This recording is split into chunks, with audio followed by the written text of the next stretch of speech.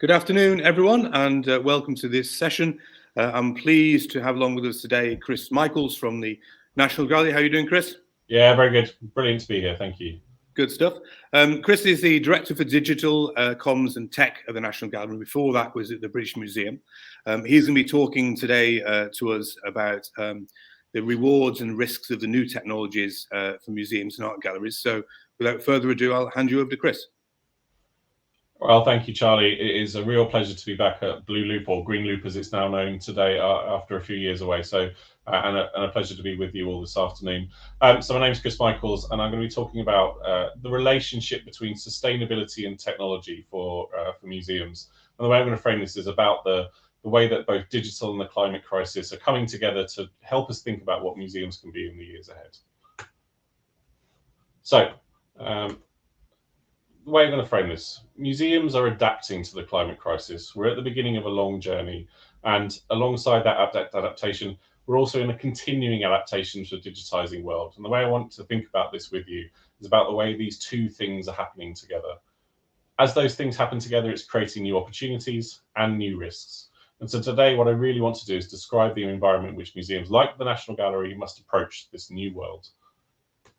So a little bit about me. You'll see from the photo, I used to have more hair than I used to. COVID has seen me get the eraser out and keep it nice and short. But I am, as Charlie said, Director of Digital Communications and Technology at the National Gallery in London. I'm an advisor to Bolton and Quinn, do various other things. I'm a research fellow at King's College London, and I've been a Creative Industries Fellow for the Arts and Humanities Research Council for the last year, trying to help them think about the future of the creative industries. I'm a Bloomberg Technology Fellow, and Ericsson named me last year in a 5G Trailblazer. I used to be CEO of an apps company and have worked right across the creative industries, kind of helping think what digitisation and change might mean. So the National Gallery, just 30 seconds for those of you who hopefully know everything about it, but we are the best place in the world to see the best paintings in the world. And we've been connecting people with paintings all the way since 1824. So there is a very important 200th birthday coming up in a couple of years' time. And do keep tuned. In a couple of months' time, we're going to tell you what that birthday celebration looks like. So the first piece I wanted to just talk about a little here is about museums and sustainability and how we are adapting to the challenges of the climate crisis. So when I talk here, I'm really talking about the national museums, those big, large-scale national institutions that have very particular kind of role in the world. For those of you who knew museums, we really best described as hybrid organisations, positioned at this kind of very specific point between the government, between the private sector and the public. Institutionally, we're of course both public bodies, owned on behalf of the government and by the people. We are charities and we're businesses, and we have to serve those different needs in different ways. The way we work as institutions is also at multiple levels. We work very locally, outside our front door on Trafalgar Square. We work at a national level and an international level. What this combination of roles does is gives us a kind of very particular and unique perspective. It gives us some special responsibilities, I think, on what sustainability might mean. Critically, alongside all those things, we have very multi-level relationships with audiences. When you come to the National Gallery, you're wearing, in a way, different identities. So you come as a citizen of the United Kingdom or the country that you come from to join us. You come as a visitor, as part of a visitor experience. You come as a customer, sometimes to pay to come to our exhibitions, to go to our shops, to go to our food and beverage offers. But also you come as our owners. You own the museum on behalf of the country, and we own that. We all own that together. And so our responsibility really is to work with audiences, with government, with the private sector, and beyond, both on sustainability and on the uses of technology. We are, at the National Gallery and other institutions, in a very critical moment of trying to work out what it really means to become sustainable for the long term. It's not an obvious or easy journey for people like us who sit in old buildings, 200 years old buildings that leak air as they go out and have very particular environmental and conservation constraints around them. So we have hard journeys to go on to work out what sustainability really means for us and how we can become the most sustainable that we can. I think if you look across the wider sector, there's an amazing body of work being carried out collectively and individually to put policy and practice into place. So I use here an image from the V&A's website as representative of an institution that's done a fantastic piece of work thinking about sustainability strategy. And if you dig through the websites of other institutions here, you will find a kind of body of thought that's emerging, driven by a kind of 15 years in a way of thinking about some of these questions, that's taking sustainability as a concept and as practice and moving it ever closer to the strategic center of what we do. So I think we're in a kind of moment of positive momentum about how the museum sector is adapting to the challenges of the climate crisis. Question is though, and as for all of us around questions of sustainability, are we going fast enough? Is what we're going to do make enough impact? And can we lead or do we follow here? Those are difficult, complex questions. And honestly, sometimes I don't think I know the answer. But what I can see is there's a collective act of trying that's emerging. And that trying really has to be the core of everything we do in the months and years ahead. So if I move on then to the question of digital and what that's happening. So as I said, a response to the climate crisis is starting to happen in one sector, in part of the cultural sector. Digital change is happening in a separate track alongside, and we're really seeing a strong digital transformation of museums. So that's really about the culmination of 10 years of progressive digital change, building on, frankly, 25 years of effort that are starting to see digitisation of museums move very strongly to the centre of who they are. It's a piece of work I did at the British Museum, 7 or 8 years ago now, digitising the whole of the British Museum as a physical space and putting it on Google Street View. It was that kind of mad, crazy project, but all of these things, if you like, are sort of signs of change happening. And over that last 10 years, there's been lots of progressive digital change that's happened through museums. You can look across the National Gallery, the V&A, the Tate, Liverpool museums, beyond, and see now kind of maturing digital organisations able to embrace and take both the opportunities and manage the risks of a digital world. As we got to the point before COVID a few years ago, you really could feel that change was accelerating, and often that was being felt as digital projects came into the museums themselves. A few examples you can see on the screen here come from a couple of National Gallery projects, but they were all elsewhere across the country. So at the National Gallery, we ran a fantastic immersive exhibition about Leonardo, the greatest of the greats, the holiest of the holies, called Leonardo Experience, a Masterpiece, which looked at how digitization and digital technologies could express and help us think about one of Leonardo's works in different ways. Phenomenal immersive exhibitions at places like the Museum of London and all across the world, at the Louvre, around the Mona Lisa, and others and elsewhere. You started to see how digitization, the storytelling, the process, the practice that it represents was coming into the heart of museum life. And then COVID hit, of course, and everything has gone in a way to another level since then. And what I think has really happened in the last 2 years is that COVID has changed our audiences. There's two graphs I've put on the screen here that represent kind of a little bit about that change. So on the left, you can see here the usage statistics from a mobile app that we used for our Jura exhibition recently. What you can see is simply a mobile app accessed via the web for people to use as a guide through the exhibition was getting a level of engagement and use that we've never really seen before from audio guides. Up to all of the visitors per day on that kind of amazing day in February, but around 30, 40, 50% of people using this mobile app as part of their experience of the gallery. Often before, those mobile experiences might have been a few thousand people a month.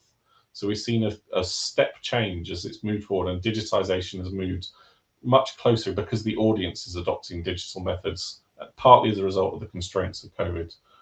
And on the right, you can see these very interesting figures from research carried out for us and other national museums about people's wish to pre-book to come to museums online.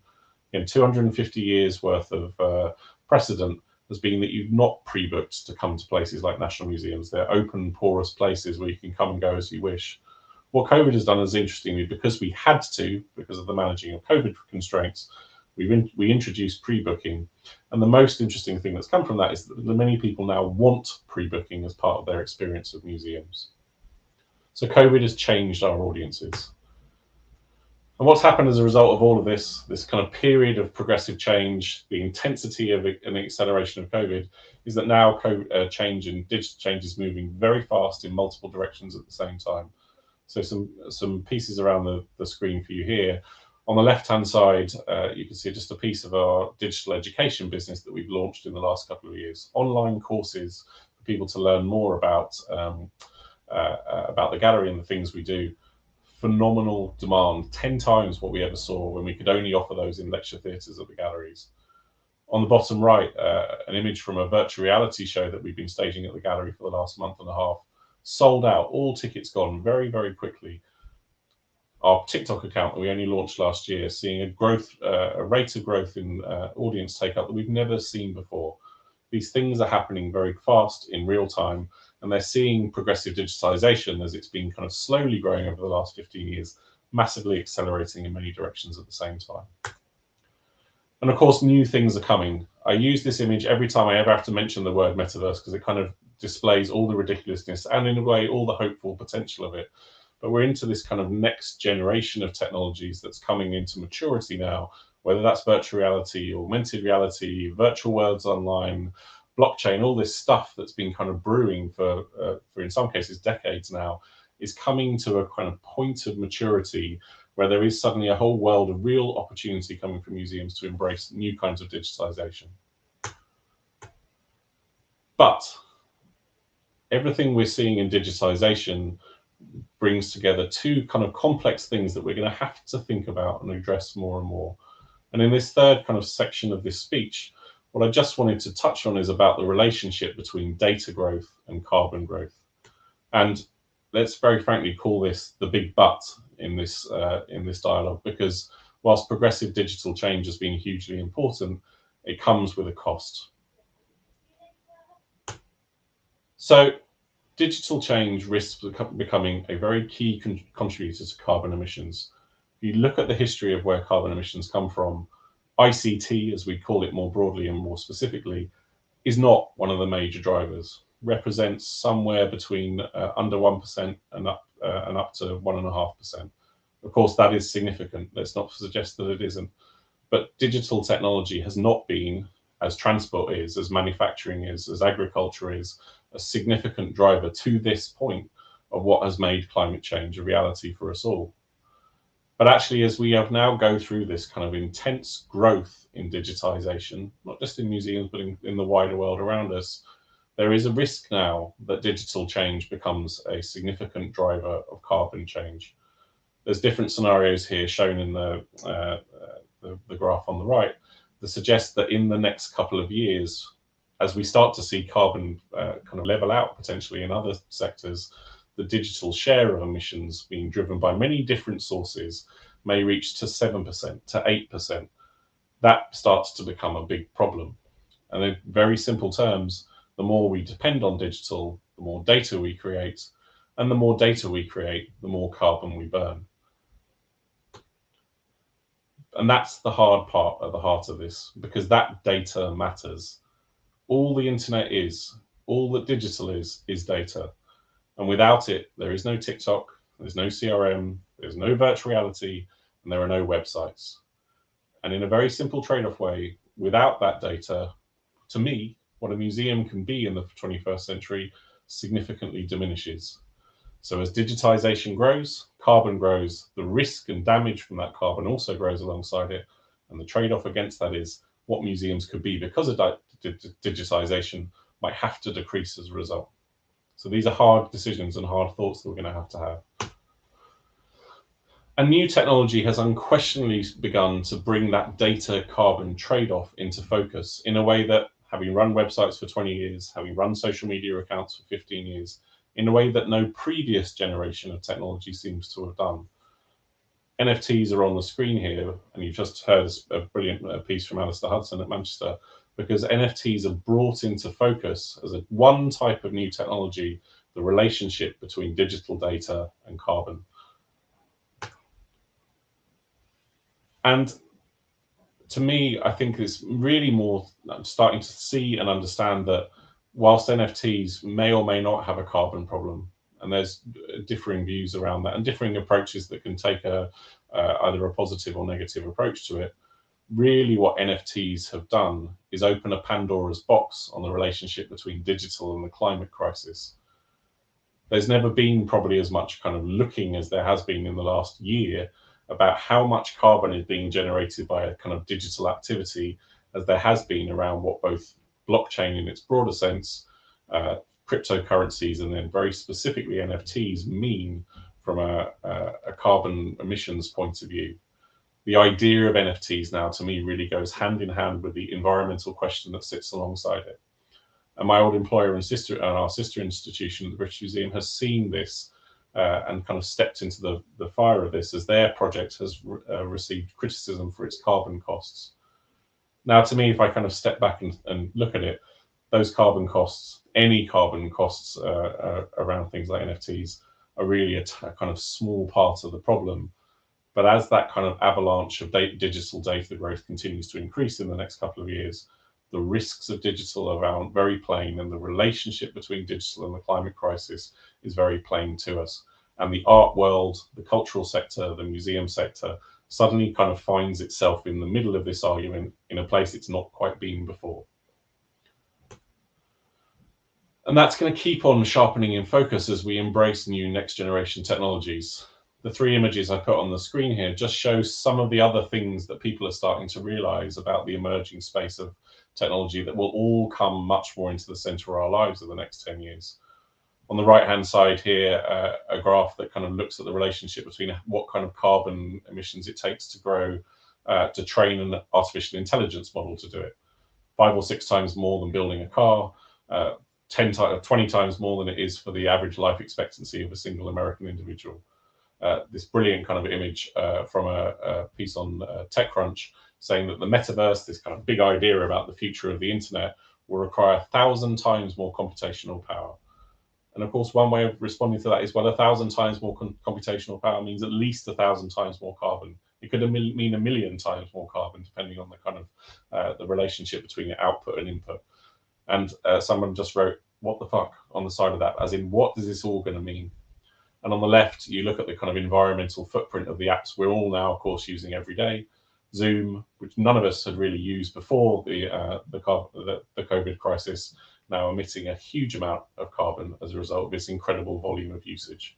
And Netflix, of course, sitting at the top of that. And every time now we see a next generation technology come into the middle of create opportunity for us, we're also going to get a much deeper understanding, a much deeper sense of the risk and ambiguity from what that means from a carbon point of view. We can't step away from this now. It's in the middle of what we mean about digital change, and will help us shape and reshape what digital change means in the years ahead. So what are we going to do? These are tough times with tough thinking and tough decisions to be made. So I am positive because I can see it happening in the National Gallery. I can see it happening elsewhere, that we can and will change behaviours. There are practical things that we can do, from the electricity suppliers we have to the policies we make, that will help us respond as best as we can to the climate crisis in kind of practical operational terms. But the real opportunity goes back to what I said at the start, which is about understanding our unique position at the intersection between society, state and market, and thinking how we, as storytelling institutions, can start to think about the future and make sure that the stories we tell live in that future the right way. So, to me, very simply, art finds new relevance in this time of crisis. This is a picture by the great 18th century artist Canaletto, famously a painter who depicted Venice. He was depicting Venice really for rich, an emerging body of wealth in London that wanted to make a comparison between 18th century, 19th century London back to the Venice of the 14th, 15th centuries that became a kind of global titan of commerce. It's very simple if you look at Canaletto now in a kind of climate change world, is that if climate change progresses at the speed it is now, and if we don't make things better, this Venice will disappear for good. It will disappear beneath the waters. And that becomes the question if we think about artists even as recent as Monet painting in the late 19th century. This picture famously painted from from when he was staying at the Savoy in London. Don't always believe the myth of the kind of struggling artist. These hazy skies, actually those hazy skies were kind of products of climate change even at that time. This will disappear as London potentially disappears beneath the waters. And so climate change for me becomes a storytelling frame to understand the new relationship between art's history and all of our futures. And I keep coming back to those hazy skies and what they mean, and the way they change our understanding of the past and of the future. This is Britain's favourite painting, The Fighting Temeraire by Turner, one of the great masterworks in the National Gallery, and by far one of our most popular pictures. The skies here you can see have this kind of burning iridescence, unique to the artist. Why do they have that iridescence? Again, painting at a time of early industrialization, the sky starting to fill with carbon particulates. Things were starting to happen in the sky that have both shaped our sense of beauty in the way that Turner depicted them, but also are becoming kind of living documents of a past and how the climate change was starting to happen in places like the UK 100 to 200 years ago. So they start to reshape and redefine what beauty means. And we as museums can help present that to the public and make sure that that kind of sense of the past and the future redefines in a world of the climate crisis. So to me, building new frames for our stories has to be a critical focus. And doing that at the intersection of sustainability and technology is the way I think we have to go about doing it. And that's going to need ongoing collective experimentation. So at the National Gallery, we've taken up an approach to how we engage in ongoing collective experimentation through the Innovation Lab I founded in 2019, National Gallery X. National Gallery X is a place to think about the future and what it looks like for museums in a digitising world. It's a partnership run between us and King's College London. And on the image on the screen there, you can see our opening event back in September 2019, which feels like a hell of a long time ago in a fairly distant universe, led by Tim Berners-Lee, the inventor of the web. So at National Gallery X, we started to think about what this combination of sustainability and technology coming together might look like. And this has led to a project that's just about to reach its conclusion called Home Zero. So in September 2020, we put out an open call to artists to bring together arguments, data, and research about climate change presented by NESTA, the National Endowment for Science, Technology and the Arts, by research scientists at King's College London, and by art from the National Gallery, which I've just shown you in miniature, has much to tell us about a climate changing world. And we asked them to kind of, in a very open way, respond to that and tell us how to tell the public what sustainability might need to look like for the future. And we've been delighted to work with two different groups, Love Sega, who I'll talk about a bit more on the screen here, and a Nottingham-based organisation called the Makers of Imaginary Worlds, who are doing a phenomenal job of connecting together audiences, technologies, art, and climate research to think about new stories to share with the public. So Love Sega, who is an astonishing guy and much more eloquent, a kind of articulator than I of these arguments, is bringing his arguments, his kind of conclusions to this to the National Gallery on Friday night in a series of performances that will, through music and through public engagement, help us think out loud about what a climate changing world looks like and help us very positively share with publics what we can do about it. Love Sega is a South London-based rapper, musician, and climate activist who is, I think, one of the most optimistic, positive voices for change I've ever encountered. And it's been a privilege to work with him. So if you're around on Friday night, please do come to the gallery to experience his answers to how all these different things come together. So what do we have to think about for the future? Just some thoughts in conclusion. Working with someone like Love Sega has given me, I have to say, quite a positive sense that change is possible. Hasn't always felt this way. This is a time, frankly, to be scared on lots of levels, but there are positive voices for change, and I think museums can be part of the solution rather than part of the problem. So amidst all these existential threats, to me, change is happening. And digitisation can help us upon the way if we approach it, if we bring it together with sustainability in the right way. but only if we act with hope and act together. I leave you with one last painting by the great Renaissance artist Giovanni Bellini called The Agony in the Garden. Great Christian masterwork from the gallery. What it really is to me is a picture about hope, and it has to be through hopefulness, through optimism and real positive action now that we approach this difficult space that we sit in now together. As I said, technology can help us find solutions to the climate crisis, can help us find as museums new ways to communicate with the world and new ways to solve our own challenges. And look, I think this is a journey for us all in the years ahead. So thank you very much. Again, it's a pleasure to be here today, and thank you.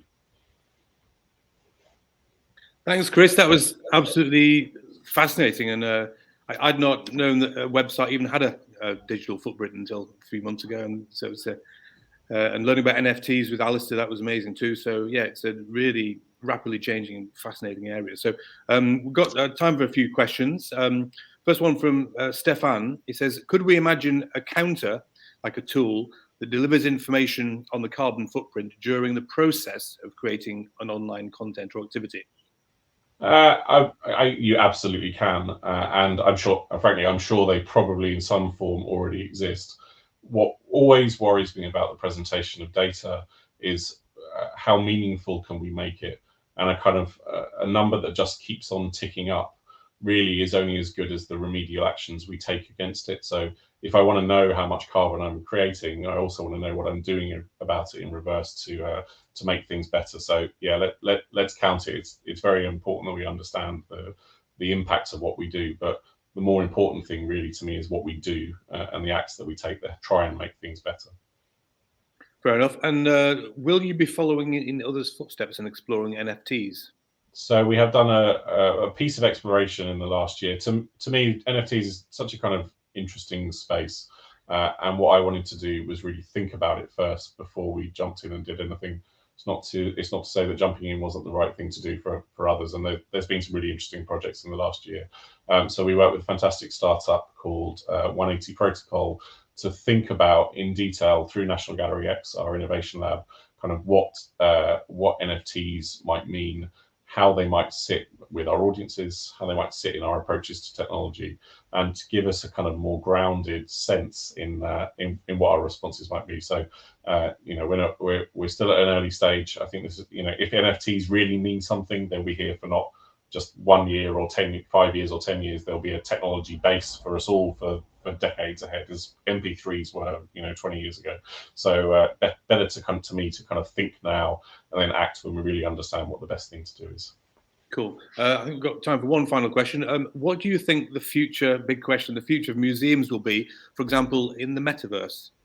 Well, I mean, my only conclusion to all these kinds of questions is kind of stepping back a little bit and trying to look for the long term. So metaverse is a brilliant kind of marketing idea, but represents underneath it all a body of technologies and a body of experiences that either audiences will want or they won't want. And if I simply look ahead to 2030, what I expect is that, in the way that we used to just run a website, in the last 15 years, we now run 6 or 7 different social media accounts, some mobile apps and a whole bunch of other stuff. By the time we get to 2030, we will probably have, consumer virtual reality or augmented reality experiences. We already have some of that. We'll be doing stuff in virtual worlds. And so, we will be doing 3 or 4 new significant things at scale that we're not quite doing now, or we're kind of experimenting with, and they will just be normal. And I think that's a much more practical way of thinking about some of these kind of overly large questions is our job as museums is to keep on embracing new things, to keep on doing what our audiences want. As our audiences really prove that they want some of this stuff, we will be there to offer it to them in new ways, because we absolutely never doubt for a second that the National Gallery has relevance and meaning to those new spaces. Cool. I just sneak one more question in. Have you started looking at the carbon impact of digitising your collection? Well, most of our collection was digitised in the mid-90s, so in its first form, so it would be kind of difficult to do so. So digitising the National Gallery's collection means 2 things. It means photography, which is relatively light from a carbon point of view, and metadata, which is potentially even lighter. It's the people and the things that go around it from process which actually, frankly, carries the carbon cost. So yes, a little bit. I don't think, frankly, in a collection of 2,500 pictures, the impact of that digitisation is such that it's our hardest concern. There's harder questions we have to answer, but you know, we know it's there. But you know, our collection is very particular. It's 2,500 paintings. So what digitisation means is very particular as a result. There are other types of digitisation in different collections. People like the BM with very big stuff that will come with a greater carbon load around it in terms of some of that digitisation process. Cool. Well, Chris, thank you so much for coming along today and taking the time. I really appreciate it. We heard from Alistair Hudson before Chris from the Whitworth, so thanks to Alistair as well. And if any of you have questions for either Alistair or Chris, we can send them on afterwards, or you may well find them on this platform. After this, at 2 o'clock, we have Chester Zoo and the New England Aquarium. And between then, we've got networking, so please do go and sit on one of the virtual networking tables. You never know who you might meet. And yeah, it's go and get a coffee, and I look forward to seeing you in the next session. So once again, Chris, thanks very much, and speak soon. Pleasure to be here. Thank you. Cheers.